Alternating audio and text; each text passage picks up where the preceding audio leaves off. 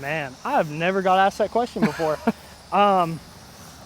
You know, it's not easy. If I made it, you owe me chicken tender. Just one? Yeah. Okay, deal. Just a little snack. Deal.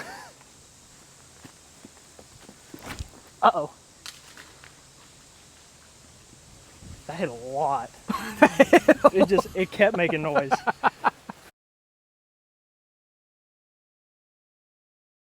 Hey, y'all, welcome back to the channel. Welcome back to another practice round. Today we have Chris Dickerson. Thank you so much for joining. Of course, thanks for having me. 170 PDGA career wins, 169. Something like that. That's a lot. I don't know if I've played that many tournaments. He has that many wins. At one point, you had like a 70% win ratio, right? I don't know. I haven't heard 70. I've heard above 50. Okay, I believe at one point when you were playing a bunch of the BTO tournaments in Tennessee before you went on tour, it was like in the high 60s, I think. Okay. Maybe I'm wrong. You guys can go look it up, do the math. Either way, this guy's a legend, two-time major champion. Actually wins a major every other year now. So 2024 is his year, world champion or something, I guess. Okay. Hey, USCDC? I mean, you said for the it. second time? I said it. I'd rather it be worlds this time. He's already won the USCDC. USCDC is useless now. But yeah, so 2024 world champion Chris Dickerson, right here at Ledgestone tournament, Discraft Ledgestone. Thank you, Nate Hino, for running this. Let's toss on hole one. We have about a 3-mile walk to go get our disc after we throw. So we're going to talk to Chris then. Yeah. All right, I brought a water disc just for this hole. Same. If you don't, it's like, do you even care about your discs? I know. I mean, I've got 40 discs in the bag. I've got to have a few water discs. I'm not going to throw 40 of them out here.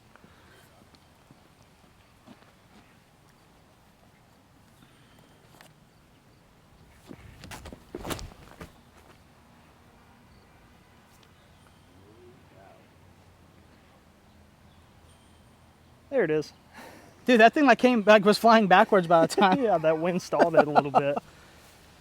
Oh, that's crazy. What disc was that? A Predator. Wow, you're like one of the only people. I know. Such a good disc. Nobody throws it. Dude, Nate Doss was the first person I seen throw a Predator, and I thought he was the coolest person in the world. I'm like, dude, you are my hero. Chris Dickerson's the coolest person.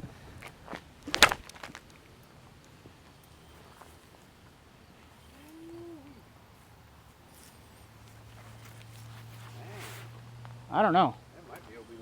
It might be OB long. Story of my life. OB crooked is. Tell us a little bit about how you got started in the game, and then what kind of maybe made you pursue it professionally, or if that just kind of happened, or what your thought process was there. Yeah, I got started in high school. A couple of friends asked me if I wanted to go play. I wasn't busy or anything, so I said, sure, I'll go play. Chucked it around one of the courses with some borrowed discs, and I loved it. And then me and a couple other friends that were just getting into it went and bought a 3-disc starter pack, and we split the discs up, 1 disc apiece. Learned pretty quickly, you know, the fairway's going to go further than the putter, so we every hole we would alternate discs, so somebody wouldn't have an advantage every single hole. But yeah, took kind of a leap of faith, and looking back on it, that's not something I would usually do. It's kind of how I play disc golf. I like the more conservative instead of, you know, going all in on one shot. Kind of did that whenever it comes to playing disc golf. Quit my job, started not touring, but playing these B tiers, A tiers, and that was going to be my source of income instead of a job. So I did a few of those before I actually quit my job, just to make sure like this is feasible. But still, not something I would normally do, but I'm so glad that it just happened to pay off. Yeah, that's the most unique story I've ever heard. Like, we bought 1 starter pack and then split it between the 3 of us. Yeah, I mean, they were like $30. I don't know how much they are now, but I was like, I'll put 10 in. Yeah. You're like, I got 10 on this. Of course. Whoopsie. It's a little windy out here. Oh, that's not what you want on the first hole. I know that. Oh my gosh. Oof. That was a spit out. Oh. Hey. All right. Couple inches difference on Player both B. of those. Hey y'all, make sure you head on over to GibsonDiscGolf.com. We have a subscription box. Use code Drew, you're gonna save yourself 30% off your first month's box. We also have a bunch of merch, shirts, all types of stuff on there. head over to GibsonDiscGolf.com to get your Drew Gibson merch, apparel, discs, and our monthly box. Let's get right back to the video.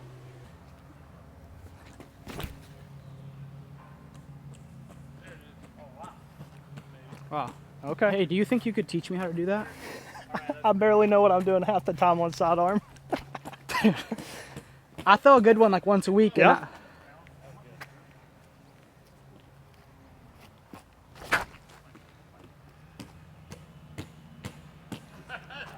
Whoa. Is that a 20 year? Yeah. It's flippy. Yeah, I had one that was pretty flippy. So tell me about like your training regimen, whether it's for a tournament, off season, whatever one you want to talk about. But I'd be curious to know what you do because I know you're pretty dedicated. Okay. As far as practice rounds, getting to the next place as soon as possible, getting out on the course, seeing what the changes are from the previous year to that year. Like for example, here, we're going to be playing multiple pins on at least 2 holes I can think of off the top of my head. So I'm going to have to learn both of those positions, that we've never played before on at least, like I said, 2. A third one comes to mind now. But as far as playing, getting to the course, figuring out the shots that you need to throw, stuff like that. Whenever I am home, I'm going to the gym. I'm working with a personal trainer. I'm doing PT and stuff like that for my hip, lower body, back, everything like that, just to kind of get all those groups taken care of. How about that diet? That's what I was about to say. For me, eating healthy is very difficult. But what I have been doing over the past year or year and a half is managing how much of certain things that I'm getting. For example, I'm trying to get more protein in my diet than anything, even if it is, fried chicken. So Chris's diet, just to let you guys know, is there's more things he won't eat than there is things he will eat. absolutely, Like yeah. the things you eat is on like one hand, right? I mean, 2 Sweet hands. tea doesn't count. I know. I wish it did. I wish sweet tea would benefit me in some way. It does. It tastes good. Yeah, that's the only way it benefits me, I guess.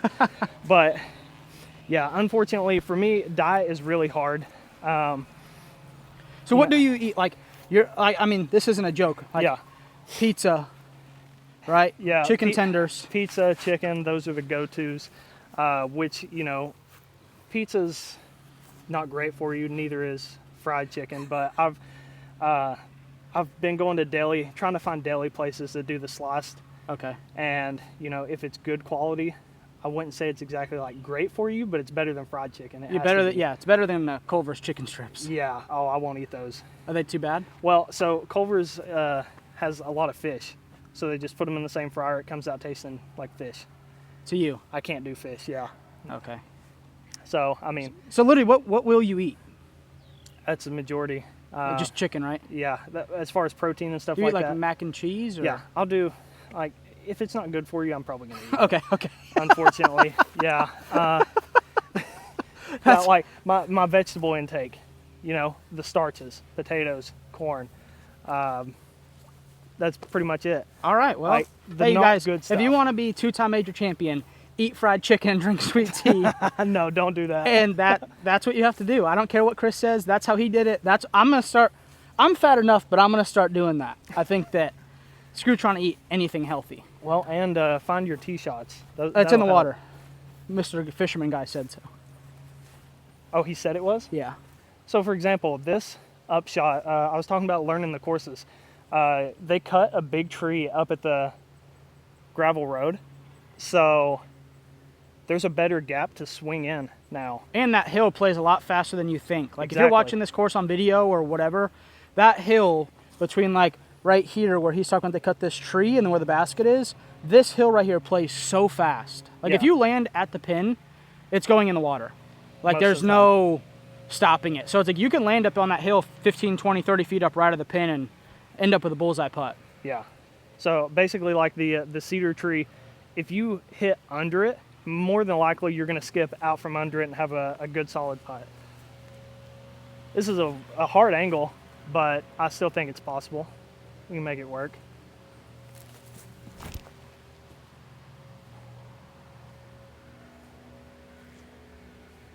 Yeah, that's a putt. That's right in Dickerson range. Oh, by the way, he carries 48 discs, so. Yeah, every single. That's why he has a hip issue, because he carries so many discs. That's it. Every disc that Discraft's ever made is in his bag. The Storm. Out of production and everything. The Breeze. The Nebula. The Nebula, yeah.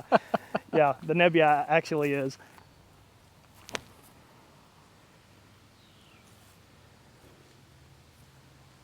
What is that? Zone. Is it? Yeah. I wore my camo hat and I'm throwing my zone today for you. I noticed you had the camo hat on. Dude, I got Dickerson on the channel. What a time. Is there a better time to wear a camo hat? There's not. I'm sure there is. I'm trying to be accommodating here. Hey, y'all, thank you guys so much for tuning in to the Practice Only Chris. Make sure to head on over to Infinidisc.com to grab all of your Drew Gibson, Finish Line, or Chris Dickerson needs. Thank you guys so much. Let's get back into the video. Do you go straight at it, up the middle? I do, yeah. But I've been enticed to go this right gap before that I think you're aiming at. Yeah. I just feel like the chance of going OB one way or the other is not very much going up this right gap.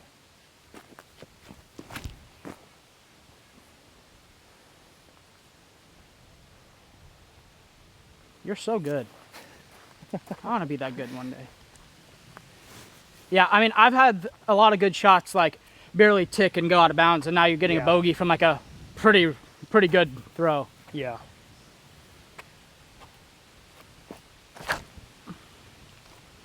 Like, that's great too. Uh-huh. Oh, I hit it. Dude. What MVP disc was that? The Watt. The Watt. Okay. I only throw 2 MVP discs, the NV and the Watt. I have the glitch in the bag, but I won't use it here because it's too windy. Yeah. But I have a question for you. Okay. What is your most memorable tournament? Could be a win, could be a loss. Most memorable tournament. Oh, man. I mean, honestly, none are coming to mind. That was Eagle's answer. Yeah. I mean, obviously, winning USDGC was huge. I remember the way it felt playing holes 17, 18, and knowing that Calvin was already done. And basically, I knew what I needed to do, and all I had to do was actually get it done, which is a lot harder, easier said than done, I guess. Yeah. But going into 18, I knew I could take a 5 and win by 1. So going putter off the tee, just to keep it in the middle, not have it, cut roll or anything weird. Threw the first shot, completely fine. Walked up the hill a little bit to see where my next shot was going to be, because that's not a shot that we really practice. And I remember as I walked back to my lie, my legs got really, really heavy. And it was almost like I had to make myself walk instead of just naturally walk. Yeah, and I was like, oh man, that's different. I haven't felt that before. So yeah, I had to make myself, like, as weird as it sounds, actually run up and not do anything weird. But that shot stands out. Thank you. There's some good throws. The others on that hole, don't really remember them too much. Yeah, I mean, when you're in those moments, you can be so locked in, for lack of better term, that it all blends together. Yeah. I mean, that's like my playoff against Gannon. I feel like it was all one hole, even though it was 6. Right. It just feels like one moment. You're like, and especially your situation where if I just do this, I win. It's in your hands. Yep.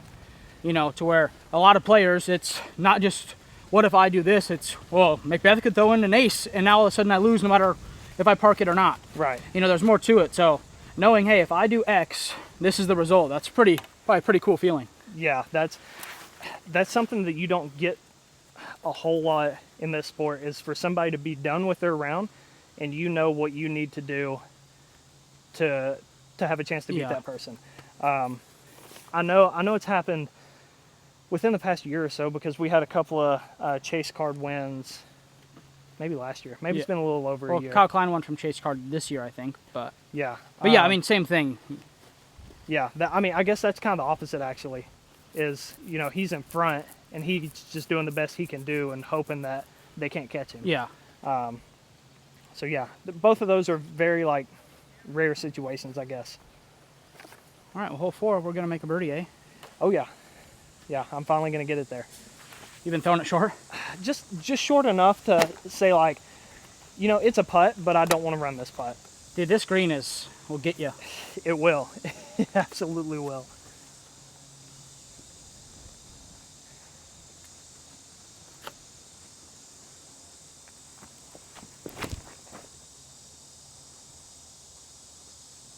That'll give me a putt. Yeah, tap in. I don't know about that. Nice throw. Thank you.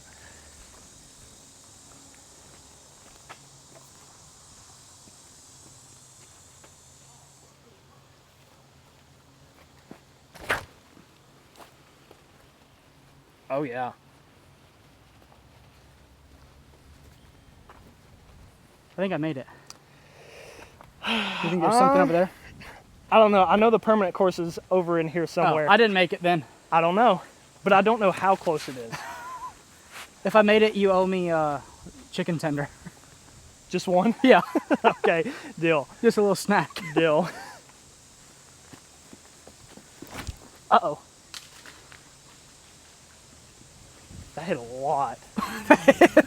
It kept making noise. I didn't expect it to be all the way back here. I know.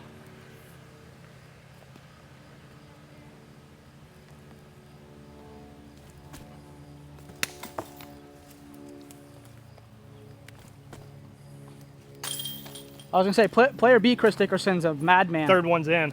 It has to be. Oh, player C? Dude, Player we're getting C. through the alphabet today. You go a little right, a little left. That third one has to be right in the middle. Oh, my. I'd say you have one of the more well-rounded games on tour. Maybe I'm being generous, but I think you throw sidearm really well, backhand really well, and you putt good, and your upshots are nice. So what do you think when you were kind of developing your game that you tried to focus on as developing a technique or something? Is there one aspect you focus on more than the others? Let's see. I would say I focused on backhand more than putting because I didn't really focus on one singular thing. But, whenever you play a course, you're throwing backhand or your go-to, whatever it is, 3 times the amount that you're putting. Yeah. If you're playing like 54, I guess. I don't know. I guess that math's right. That math is mathing. So you're going to work on that unintentionally, I guess. You're going to get more reps in doing backhand or forehand, whichever one your go-to is. But I will say unintentionally playing the courses that I did, I think helped me work on more of an accurate type of a backhand instead of power. So kind of like me. Exactly. Yeah. Yeah. So just playing short wooded courses, holes that you have to throw like maybe 300 feet at the very most. But yeah, those helped the accuracy backhand really come into, being what it is. Yeah, I mean, I think that's like we were talking about before the round. I like compare you to like a little more aggressive Nate Sexton. Mm-hmm. Where you always want the conservative play, but you can also ramp it up. I mean, because Nate can't throw a 550-foot shot. Like if you were behind one, you could. You have the ability to do it. You just choose to kind of dial it back, mm-hmm. which to me is impressive because I've always just played gung-ho, A-B. I mean, there's a lot of us players that, play more like that. Yeah. But your skill set allows you to throw the sidearm, just like we saw in the last hole, into position, throw a nice controlled backhand upshot, and all of a sudden you made birdie with 2 shots that, one, some players don't even have, and then 2, you're really comfortable with. Mm-hmm. So you got yourself in position and then were able to execute on a hole where I have to throw backhand. Right. And that first backhand shot, as you saw, is a kind of a tough shot, to get it high enough and turning enough to get to that spot where you're getting, right. to have that kind of back door or little sidearm upshot. So mm-hmm. definitely those skills you learned help you get around a little bit. Yeah, they help a little bit. I mean, so for example, hole 8, I would love to be able to throw a sidearm into that green. I watched people do it the past couple of days. I don't have it. Yeah. I don't have it. That's welcome to my whole career. You just described Man, I'd love to throw Sodom into that green. Don't have it. That's been my whole career. Yeah, I think if I had 50 more feet consistently on my sidearm without rolling it over, because I feel like that's my go-to whenever I do miss on sidearm, I doubt I'm going to miss too much hyzer. Yeah. Yeah. Yeah, mine goes like this. I go right over there. That's it. That's how it feels. I'm like, I can throw it soft to that basket and perfect. But then as soon as it's 8 more feet, I'm like, so, well. All right, I'm not glad I'm not the only one. Yeah. I'm sorry that you have to go through that too, but I'm glad I'm not the only one. Yeah, it's, there's comfort in knowing there's others out there that have the same problem.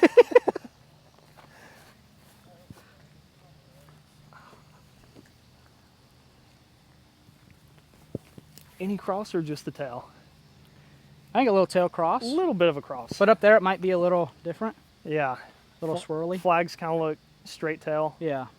I don't know, except for this one. It's blowing the other way. I hate that so much. Whenever there's at least 2 flags out in the distance and they're going the opposite way. You're like, wait, what's actually happening? Yeah.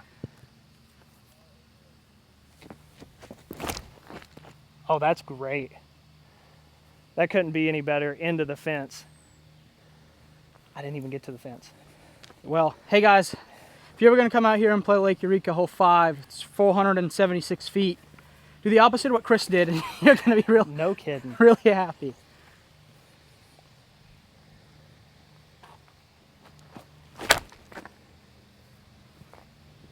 That's good.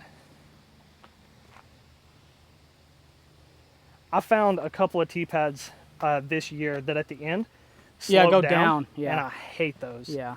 No one likes it, honestly. Yeah. There's not been one tee pad that I go to that's not like flat and nice, and I'm like, man, this is my favorite.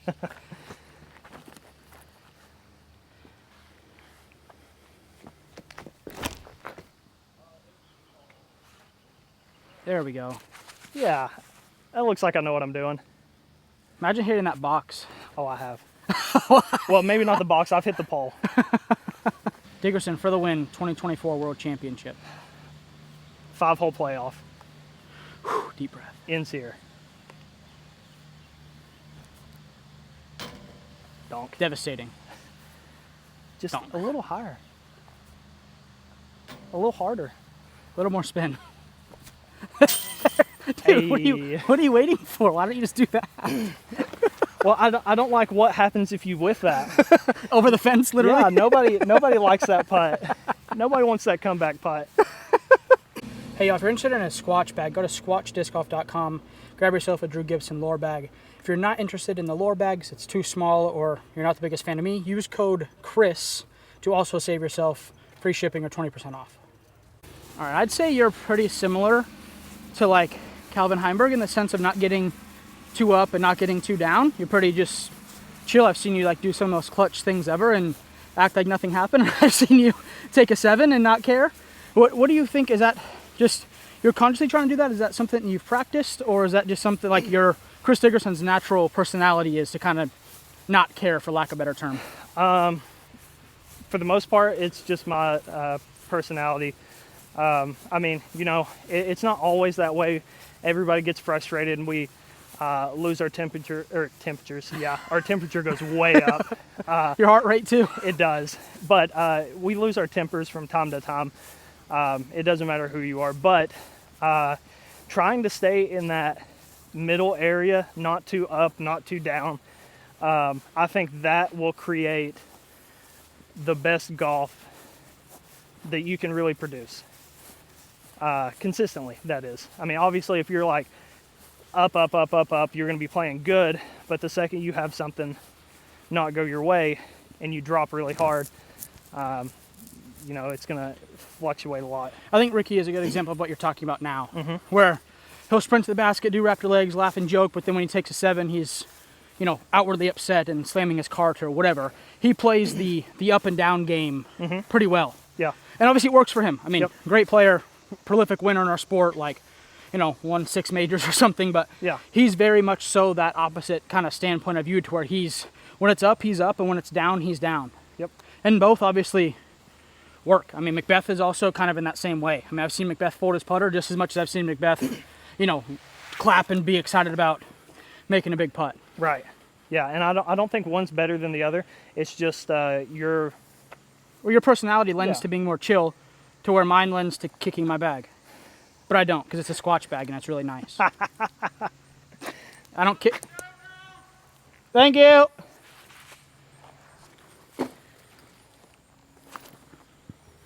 Land it in that guy's lawnmower, In the lawnmower. in his lap.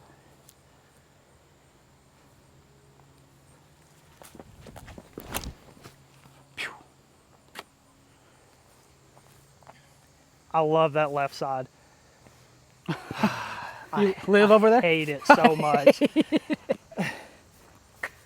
Oh, the Dickerson left side on this hole, which makes the hole so much longer too. It does. It's like you're just going the opposite way of the Yeah. basket.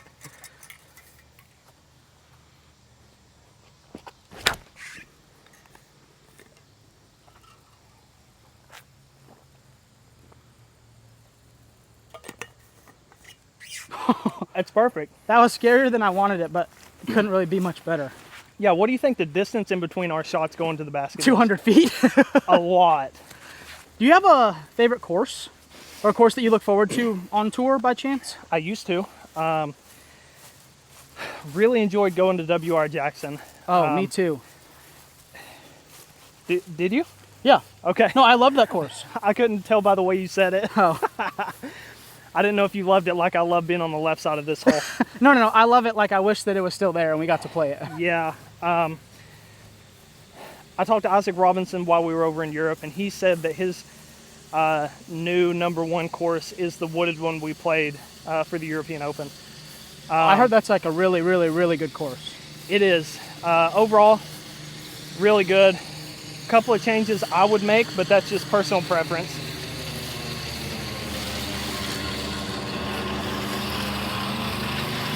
I'll give it a little bit. Who knows? I might say something amazing. Yeah, right. But yeah, it used to be WR Jackson. Northwood Black has to be up there. I mean, I think it's pretty resemblant of my opinion, WR Jackson, before they cleared it all out and they made it like, I'm just going to say easier for lack of a better term. yeah. I think that's kind of what Northwood was, where if you got off the fairway, you're going to have a tough time. Now before they ripped it out, they kind of made it a little bit easier. Right. And a little bit more forgiving if you were off the fairway at WR Jackson. Mm-hmm. But that Northwood right down the street over here still has those teeth. Yeah, I remember the first year that they put it in. We got here 2 weeks before the event, so I had a week just to get as many rounds on the course as I could, see how it played. And I remember telling, I think it was Terry Miller asked me, because somebody told him I was here for a while. I told him I didn't really care for it that much because it was overly demanding. The shots were more demanding than what I thought you could produce consistently. Yeah. But the next year came back and it had widened a good amount. I mean, not like too much, but it made it more attainable. The birdies more attainable. So Yeah, that first year at Northwood, I think that I got third that year, but it was like, I think I shot even par and it was like 1,050 something rated. Uh-huh.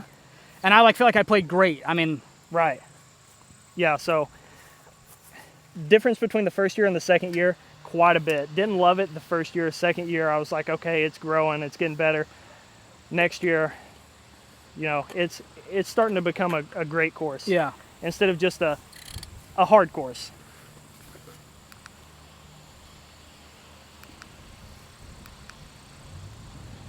Oh, I'm closer than I was yesterday. How far are you? 500 to the banners. So 460, 480. yeah. Yeah. Had a similar wind yesterday, so I mean I know what to do.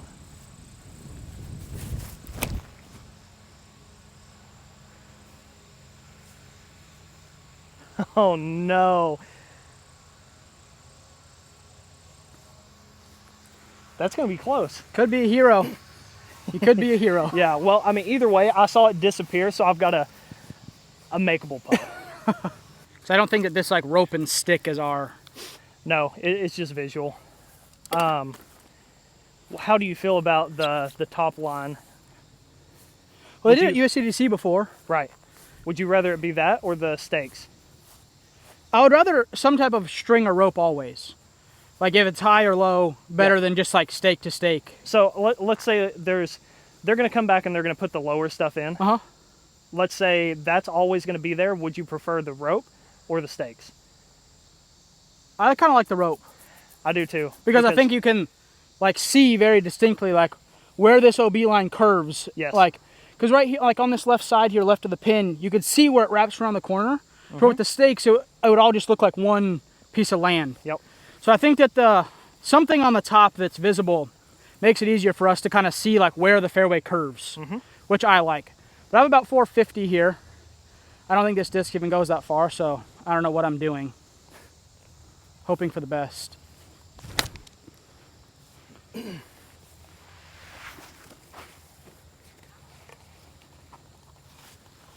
That's right in Dickerson range. Too bad we're not playing doubles. Let's see.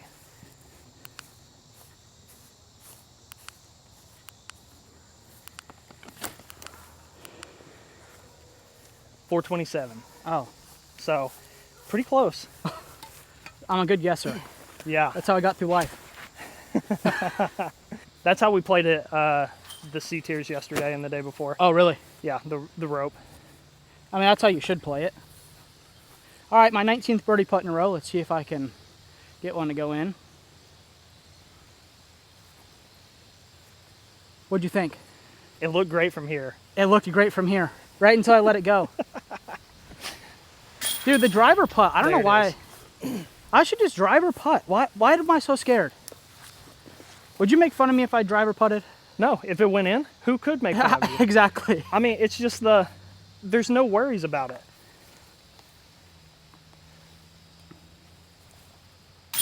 See, like that, just barely over the cage. That one too, but driver putt, That's all you want. it's got all kinds of steam on it. Yeah, driver putt's always in. It's just such a problem. It's a mental, gives me mental fatigue. What way do you obviously just go straight on this hole, yeah? Throw what? You just go straight? Yeah. I'm changing it up this year though. Throwing backhand instead of forehand. Oh, okay. I've always went this way. It's there.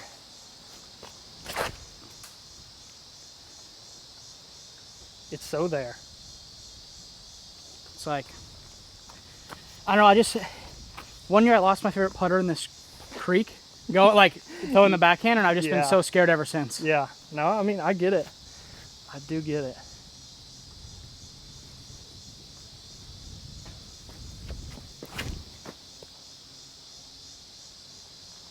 Well, if you throw it like that, it's never going to go in the creek.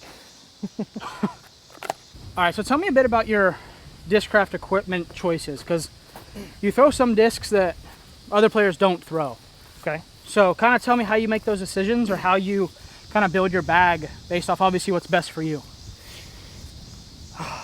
Okay, so whenever I first started building my bag, I got a tip from Paul, and he said it would be good to throw the disc and go off of what the discs do instead of trying to replace another disc that you used to throw, which in some cases I found that to be very true, but in other cases there have been some discs that are like pretty similar.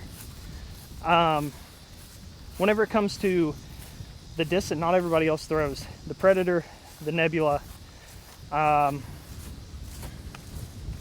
those are the two that come to mind right off the top of my head. The drone, love the drone, but nobody besides me and Presnell throw it. I mean, they're just great discs, but they lacked in popularity, so they got kicked out of production. Well, the drone's out of production? Oh yes. Really? Yeah, so They replaced it with the Swarm? pretty much. Okay. Yeah. And I've thrown the Swarm. I don't love it compared to the Zone. Yeah. Or, sorry, the Drone. I feel like it's a. Are you 9 under par? No. I threw out of bounds on the baseball field. Oh, Yeah, but then I re-teed, missed the putt. What is that, 6? that's a few. Dude, Oh no. I foot faulted too. I was standing on my own disc. I'm having a crisis out here. But, so, Nebula, Drone, Predator. Predator. And you just kind of picked it by whatever flew the best. And Yeah. The only disc out of those that was in my bag whenever I first switched over was the drone, because I had thrown it before I got picked up by Prodigy. oh, that's And- a long time ago. Yes, so I knew that I liked it, revisited it, and I was like, yeah, still like it. It took me a while to find the Predator, 3-4 months, and then the Nebula took 2 years almost. Holy moly. But yeah, it just, for me, it's like I prefer the Nebula over the Wasp because it's consistently a little more overstable. The Nebula is more overstable. Yes, Wow. it's like it's a really good Wasp. I remember when the Nebula was the Ace Race disc. It's like Yep. just when I first started playing. Mhm. And I felt like it was like a pretty straight flying disc at that time. But maybe, I mean, I was Yeah. 10 years old or something. Who knows? That was Yeah. 1,000 years ago. I mean, I will say the Nebula, how overstable it is varies on the plastic. For example, the Big Z, this one's decently new, so it's going to have some stability to it. What the heck's going on with the bottom of this? You don't know? I do know, yeah. But that one's pretty beat in, so Okay. it's a straight flyer that has just a little bit of This fade has on such the a good end. feel to it. This one I think feels better, Yeah, it does. but that one's more overstable. It's like Okay. Carry 3 Nebulas. this one I 4, put in 5. here just for today. Oh, but okay. Those two for sure. Oh, Okay. Well, you're my hero. I think there's another one in here. Oh, no. Here it is. Dude. See, I've got more room than I know what to do with. We could tell.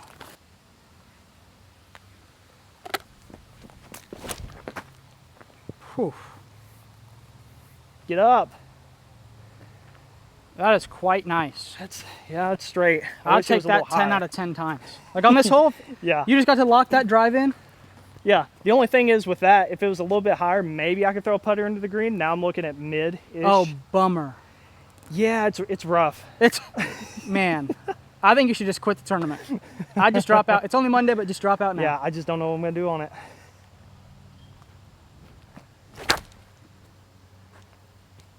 See, the difference between those two. You threw it a little harder, a little higher, Yeah. so you're gonna be, I'm gonna guess and say 30 to 40 further. When you're 30 or 40 by me now, then you owe me a chicken strip again. Since I've started, how much have you seen the sport grow? So much. The first pro tournament that I won, I made $150. Dude, don't spend it all in one place. I was so happy. I was so excited. And I remember one of the other pros that was like a veteran. He was like, how much did you get? No, that money's not adding up. And he wasn't happy that the payout was as low as it was. I was ecstatic. I was so happy to get that $150 because it wasn't necessarily like the number. It was the first win. Yeah. Yeah. So They could have given you 5 cents and you'd have been happy. yeah, exactly.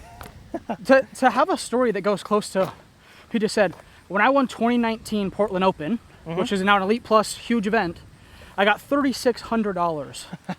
And it was a Pro Tour like Elite Series event. I just won the Kansas City Wide Open, which is a Q Series event, but still sanctioned by the Disc Golf Pro Tour. I got $3,700. Yep. So I got $100 more 5 years later for winning kind of just a tier versus I got winning one of the biggest tournaments in the country or the world at that time. So 2024 I got $100 more than I did for winning Elite Series. So if that doesn't show you that the sport is growing, then nothing will, because I was kind of like, man, wonder how much I'm gonna get. So I was thinking, $2,100 or so, got the payout, and I was like, holy moly, this is nice. But that shows that we're growing, and It does. And the spectators and the, everything is showing up more. Obviously COVID was a pretty nice helper with that that growth and that boom, but It we're riding the absolutely wave was. pretty well. Yeah, and I mean, a lot of people say it, but I don't think, people actually understand that the fans and everyone who watches, and I was way wrong about this. They are what gives us the opportunity to do this. Yeah. And I haven't said it enough. I don't think anybody's said it enough. Goodness gracious. But we appreciate that so much, and we wouldn't be able to do this without their support. Yeah, I mean, the fans buying stuff, watching our stuff, buying DGN. I mean, all of that stuff, like the fans that we have in our sport are what makes you and I be allowed to come sweat our butts off on a Monday practicing for the tournament. Yeah. You know, and it's not even supporting one of us directly. You could be the biggest Paul Macbeth fan, and if you're feeding Discraft, you know, Tour Series Disc money and all that, that still goes to him. That's so, it. you know, it's not about who has the biggest fan base or who has the most fans. We're all in this boat together, and we're all helping each other grow. Yep. You know, and that's one thing I'm very grateful for having people like you being willing to be on the channel. I mean, it gets you some exposure, but also it gets my video more views, which in tail would make me some more money. But, you know, overall, us working together is what we need to be doing in order to continue. It's not like anyone's out here getting $20 million a year, you know. Right. So it's like the more that we can help each other grow and, you know, support each other, promote each other's discs, all that stuff is all a good start. Yep, I completely agree with that. But we're on a good path. Disc golf is plateaued a bit since COVID, but that was unsustainable. Right. And now I think we're, like I said, that Tennessee Wide Open win and getting that paycheck, I was like, wow, we are going. You know, we're growing. We're headed in the right direction. Because I mean, when I won Portland Open, it was my first Elite Series event, so I didn't care how much it was. Like you said, they could have given me $500, and I care about the title more than I care about, you know, how much money I got. But winning that A tier, where theoretically it wasn't the biggest event, you know, and getting more money than I got for my Elite Series win, I was like, oh, this is a good path that we're on, and hopefully we can keep sending it. And hopefully you guys who are watching this support him, support me, go to Infinite Disc, go to Squatch, go get hats, go do whatever you can to support us players.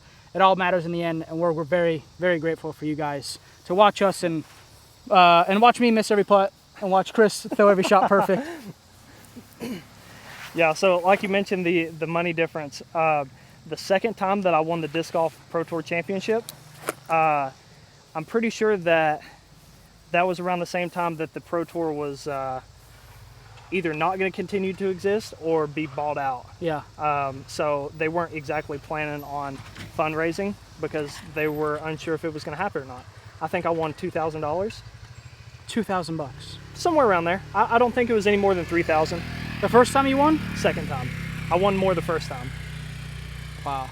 That's like USCDC. Here's a weird story. Ken Climo won like $20,000, like $19,000, like a million years ago. Yep. And then how much did you win? Probably 12,000 or Somewhere around 10 to 12. So it's like crazy to me that like Innova being the company, the same facility at the same place, the same tournament, pretty much the same holes, can drop. And I don't know about you guys, but this economy is like groceries are a lot more expensive now than they were in 1985. Goodness. Gas is more expensive. Have you seen the price of gas lately? Yeah. Yeah. Every gas station I stop at, I'm like, man, have you seen the price of gas lately? Let's see. I feel like I'm just on the edge of putter range. 350 to the big tree. Means about 330. I believe in you.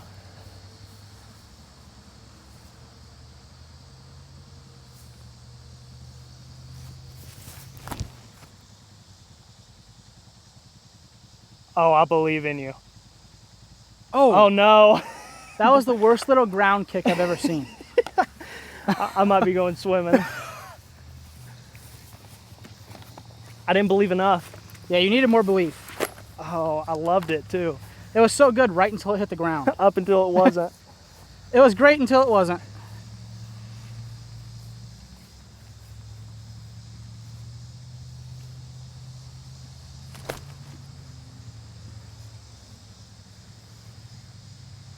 That's a good one too. I've done what you've done so many times that I've just like conceded to going to the left side.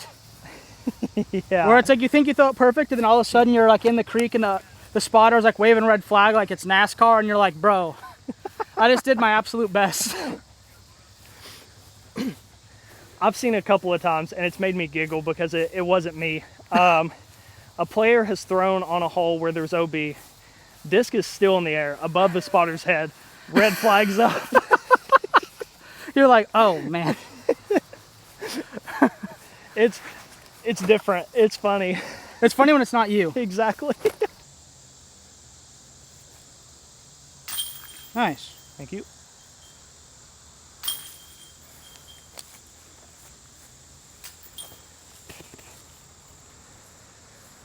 That looks like some nice water.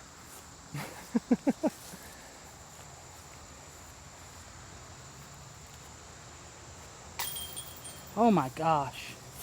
Just spit out on every hole. That's a Gannon spit out. Could have went in and went out of 1,000, but. I had a round like that at the European Open. First round, my putting felt great. It felt like I had quite a bit of control over it.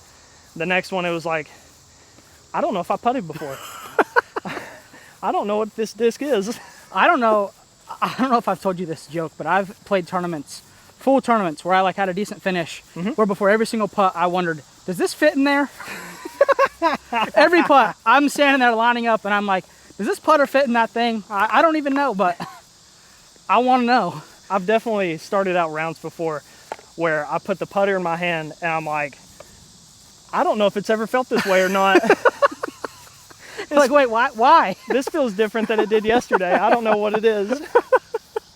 This one is like up in the left corner. Yeah, it's like the same distance, but just left, yeah. That's where I usually throw it anyway. Exactly. That's exactly what I do. So I'll just throw this one probably. I'll throw a second one, but I'll more than likely putt from both. Oh, that's more aggressive than I thought it should be. So you're kind of just trying to throw like to the same spot on both pins? Or are you trying to park one or the other? That's the spot I want for the right pin. The left pin, I'm going to be more aggressive. Be more aggressive, okay. Yeah.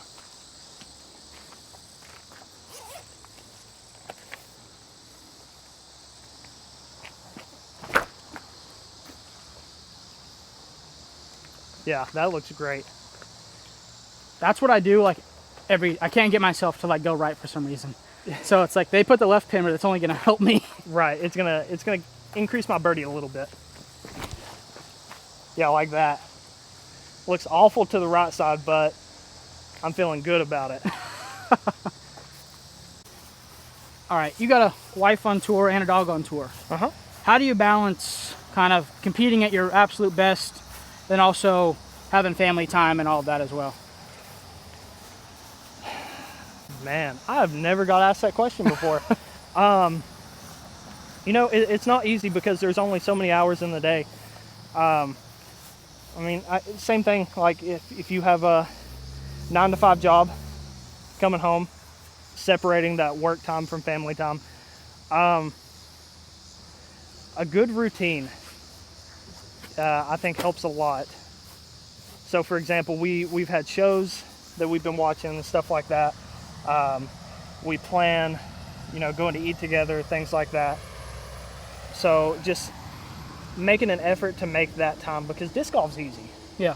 Whenever it comes to like practicing and things like that, you know, rounds all the time aren't that easy. Yeah. But getting out here and doing like what we're doing right now, Yeah, pretty chill. it's not the hardest thing. So yeah, I would say just setting aside time, making time for family and things like that. That's the part that's a little more difficult than what we're doing right now. Yeah. No, I agree. I mean, Michaela's on tour with me, and we have a dog, and it's the same thing. It's like sometimes by the Sunday comes, you're like, okay, crap, now I need to like spend time with you because you've been so busy, and you're waking up in the morning and trying to get in that mode, and then you're finishing and you're super tired and sweaty and gross and you know, like it's like the days just kind of can go by where you're like, oh crap, we spent time together because we live together, but we haven't actually like spent time and, you know, done anything or went out to eat or, you know, sat down and talked about whatever it might be. So you're the kind of first person I've had on the channel that kind of has a similar situation, and I was curious kind of how you handled it or how you guys looked at it.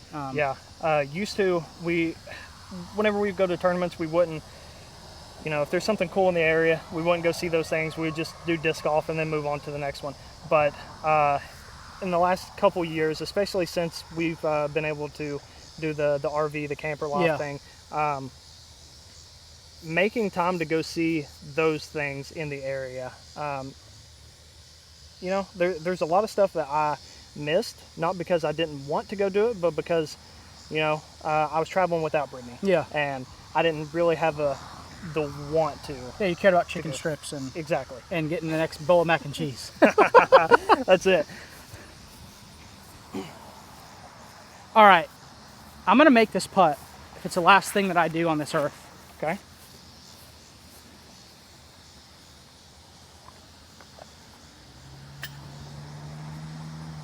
Let's putt my phone. All right, sonar. Oh, Oh, he loves thanks for them. the putter. Driver, every time. Every single I'm tired time. of it. See, like this. So much easier than that one. Yeah, it is. I'm surprised that they made anything easier. And like this is like an easier spot to go to. It definitely is. But I mean, I'm happy because I feel like that's what every course that we go to does. Yeah. You know, they shot 10 under last year. Let's make them shoot 5. Yeah, yeah. Like, oh, let's make it impossible. And not let's make the hole longer. Let's just make it, well, let's not make it better. Let's make it harder. Yes. It's like they forget that we still want to like play a course that's like fun. We do enjoy having fun. Yeah, and they're like, hey, let's just take the hole and then add 50 feet at the tee and 50 feet at the basket and tell them good luck. You're like, that's not really disc golf, man. You're like, when it used to be a par 5 and now it's a par 4 because one person eagled it, that's not how it works. Nice putt. Thank you. What a catch. Superstar. Phew. That was it. Practice round. That's it. Chris Dickerson. Hope you guys enjoyed it. As always, if you guys made it this far in the video, we greatly appreciate your time. We greatly appreciate your investment in watching this whole thing. So thank you so much.